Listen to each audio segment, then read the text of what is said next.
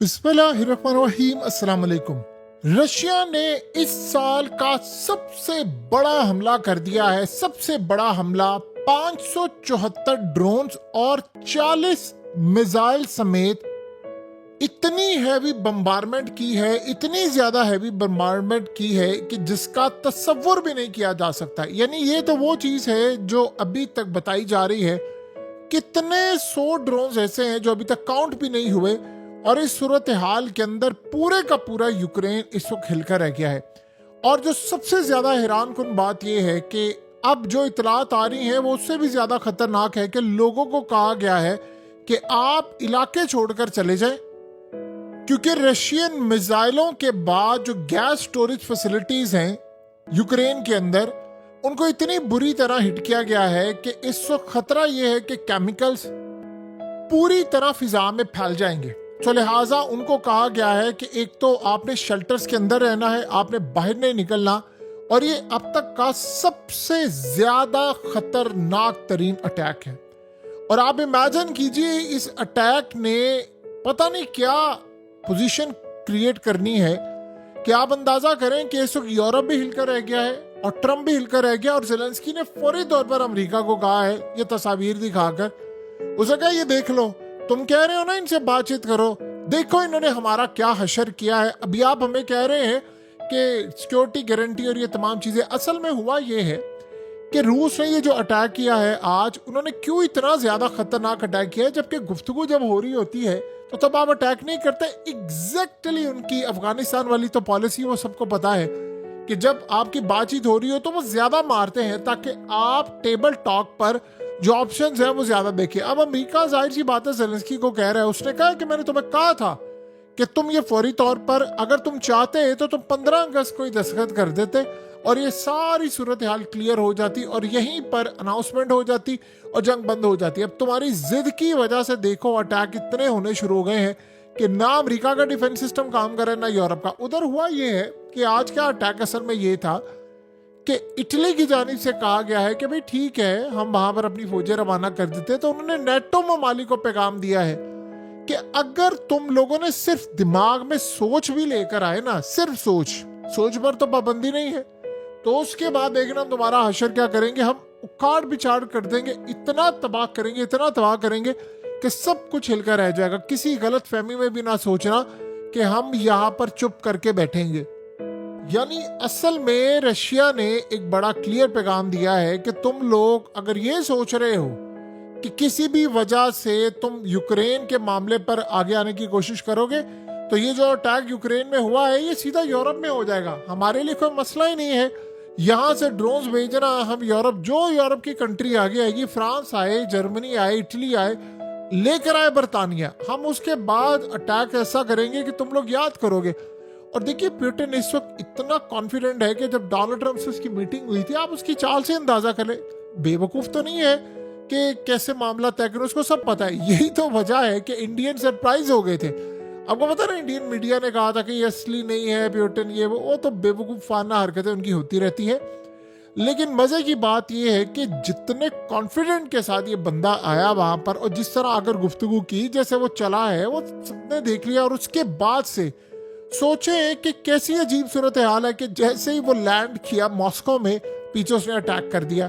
Zelensky आया, attack कर दिया। मीटिंग शुरू हुई, अटैक कर दिया। मीटिंग खत्म हुई, अटैक किया। और आज देखिए, वन ऑफ द लार्जेस्ट, ये तारीख में इससे बड़ा हमला नहीं हो सकता। यानी जितने भी हमले हुए उनमें एक दो हमले ऐसे हैं जो इस नौयत के, एक दो हमले ऐसे थे जिनमें 700 से ज्यादा ड्रोन्स थे, लेकिन उनका जो नुकसान था वो इस लेवल का नहीं था। यहाँ तो हालत ये हो गई है कि लोगों को कहा गया है कि आपने घरों से बाहर नहीं निकलना। और इस वक्त सूरत हाल ये पैदा हुई है कि जो कल रिपोर्ट आई है उसके बाद ये मजीद अटैक करें।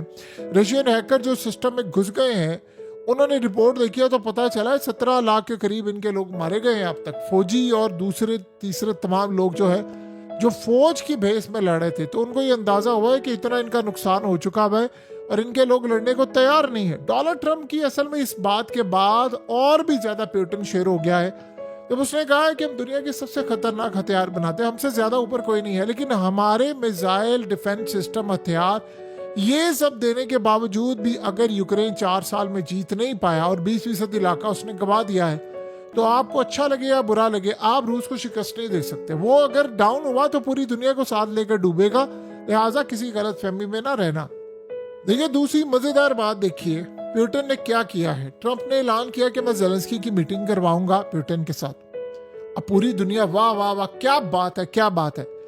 ज़ेलेंस्की थोड़ा सा चौड़ा हुआ।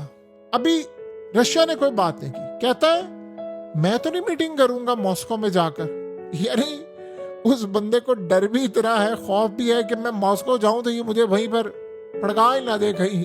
यानी आप पुतिन से कुछ भी एक्सपेक्ट कर सकते हैं, क्योंकि वो बंदा हार मानने वाला नहीं है। वैसे तो जब ऐसी बात होती है तो जाहिर सी बात है पूरी दुनिया जा रही है, बहुत बुरा समझा जाएगा, ऐसा नामुमकिन है, लेकिन उसने कह दिया मैंने मॉस्को नहीं जाना। उधर आप देखिए कि रशिया ने क्या कहा। उसने कहा ये भूल है आपकी कि पुतिन बैठकर इससे डील करेगा, वो कोई मीटिंग नहीं करेगा इससे।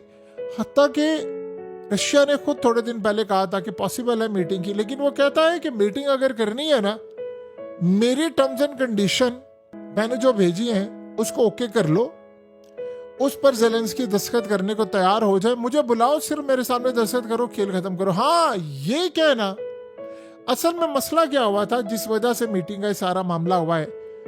जब डोनाल्ड ट्रंप ने कहा है कि तुम्हें 20% इलाका छोड़ना पड़ेगा, ये तुम्हें देना पड़ेगा रशिया को, तुम जंग नहीं जी सकते, यूरोपियन लीडर्स को उसने सामने बिठाया, ज़ेलेंस्की को भी बिठाया। तो आपको पता है उसके बाद ज़ेलेंस्की ने क्या कहा। कहता है ये बात जो इलाके वाली है ये मैं पुतिन से उसके सामने बैठकर खुद करूंगा, मैं उसको खुद कहूंगा कि ये तुम जो कर रहे हो ठीक नहीं है, यानी अब ये सूरत हाल होगी। तो ट्रंप ने कहा ठीक है मैं तुम्हारी मीटिंग करवा देता हूँ। तो उसके बाद उसने कहा, यानी पुतिन ने कहा मीटिंग इससे मैं करूंगा, इससे मीटिंग करेगा मेरे निचली सतह के लेवल के लोग करेंगे, इसने मीटिंग मुझसे करनी है ना, तो कई सिर्फ मेरे सामने दस्तखत करने हैं, फिर जाकर कोई रशिया सोचेगा कि मीटिंग करनी है कि नहीं, अदरवाइज नहीं। वो उसको इतनी नफरत है ज़ेलेंस्की से कि वो कहता है मेरे सामने आ जाए, ये ना मैं उसको कुछ कर दूं, तो बेहतर ये है कि मेरे साथ मीटिंग ना करवाना। यहाँ तक मामला हो चुका हुआ है। हम अक्सर गुफ्तगू करते हैं जी बड़ी प्रोफेशनलिज्म है, ये वो उड़ा कर रख दिया अगलों ने प्रोफेशनलिज्म को तुम्हारी, ऐसे कि तैसे तुम ये जो काम करते हो। और मजे की बात यह है कि जो पुतिन ने कल एक पत्ता फेंका है उसके बाद मजीद मामला बिगड़ गया। उसने कहा जी चाइना को शामिल करें। अब ज़ेलेंस्की तब क्या नहीं चाइना को शामिल क्यों करना है। आज आप देखिए कि इंडिया ने अमेरिका को क्या कहा। उसने कहा है कि तुम्हें पता है कि इस सूरत हाल में, यानी आप सोचें अमेरिका कैसे फंसा हुआ है, वहां उन्होंने कहा है कि आप ये कहते हैं कि रशिया से सबसे ज्यादा तेल हम लेते हैं, आप जाएं बताएं सबसे ज्यादा तेल लेने वाला तो चाइना, आपने इसको कुछ नहीं कहा। आप कहते हैं कि सबसे ज्यादा जो गैस है वो हम लेते हैं, आप जाकर देखिए सबसे ज्यादा गैस कौन लेता है, यूरोप लेता है। तो आपने उनकी बजाय हम पर टैरिफ लगा दिया है, यूरोप पर क्यों नहीं लगाया, चाइना पर क्यों नहीं लगाया। उधर आप देखिए अमेरिका में क्या हुआ है। अमेरिका में मसला यह पैदा हुआ है कि मैकडॉनल्ड्स ने प्राइसेस अपनी गिरा दी हैं। यानी ऐसा होता नहीं है, अमेरिका के अंदर मैकडॉनल्ड्स ने शुरुआत की है, लोग बड़े शौक से खाते हैं, लेकिन उसकी कीमतें नीचे आ गई हैं, बर्गर्स तमाम उनके जितने भी पैकेजेस होते हैं। अब वो क्या कह रहे हैं, वो कह रहे हैं जी टैरिफ बढ़ गया है। टैरिफ बढ़ने के साथ, हालांकि मैकडॉनल्ड्स का ताल्लुक कोई नहीं है, लेकिन वो कह रहे हैं टैरिफ बढ़ने के बाद चीजें हो गई हैं महंगी। जब चीजें महंगी हुई हैं तो लोग जाते थे शॉपिंग करने के लिए और साथ किसी मॉल में किसी जगह पर साथ वापसी पे टेक अवे ले लिया, ड्राइव थ्रू चले गए या रेस्टोरेंट में बैठकर खाना खा लिया। अब वो कह रहे हैं कि लोग जा रहे हैं कम और खाना भी नहीं खा पा रहे, और मैकडॉनल्ड्स की सेल हो चुकी है ड्रॉप। तो उन्होंने किया क्या है, उन्होंने कीमतें कम कर दी हैं कि यार आप डायरेक्टली आए और आकर हमसे खरीदें। और वो कह रहे हैं कि टैरिफ ने इतना नुकसान दिया है अमेरिकन को कि जिसकी इंतहा नहीं। अब ट्रंप वो टैरिफ वाली जंग पे फंसा हुआ है, बुरी तरह फंसा हुआ है। अब आप सोचें कि सिर्फ इंडिया के साथ इस लड़ाई में और चाइना के साथ इस लड़ाई में उसने अमेरिकियों का बेड़ा गर्क कर दिया। आपको कहा था कि असल में जो टैरिफ है वो अमेरिकन को हिट कर रहा है। इंडिया ने अपने रेट कम नहीं किए, चाइना ने कम नहीं किए, दुनिया ने कम नहीं किए। वो जो इम्पोर्टर अमेरिका के अंदर बैठा हुआ है वो इम्पोर्ट कर रहा है, उसने जाकर जब वो चाइना इंडिया से माल लाता है उसको उसी रेट में मिल रहा है। यहां पर लाकर उसने उसका टैरिफ पे कर दिया ट्रंप को, यानी टैक्स पे कर दिया, और बाद में उसकी कीमतें बढ़ा दी। ये असल में मसला हुआ है कि वो अवाम तक आ रही। अब अवाम कह रही है हम तो नहीं इतना पैसा पे करेंगे। उन्होंने लग्जरी आइटम तो छोड़िए, जो आम रूटीन में आइटम्स थी वो भी लेना बंद कर दी। इससे इनको बहुत ज्यादा नुकसान हुआ है, इतना नुकसान हुआ है कि जिसका तस्वर भी नहीं किया जा सकता। और उधर से यूक्रेन का मामला फंसा हुआ है, उधर से तेल का मामला फंसा हुआ है, उधर से इंडिया टैरिफ।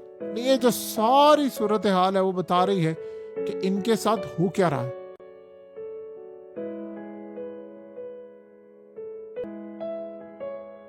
हकीकत टीवी को सब्सक्राइब करना मत भूलें, वीडियो को लाइक करें, शेयर करें और कमेंट सेक्शन में अपनी राय का इजहार जरूर करें।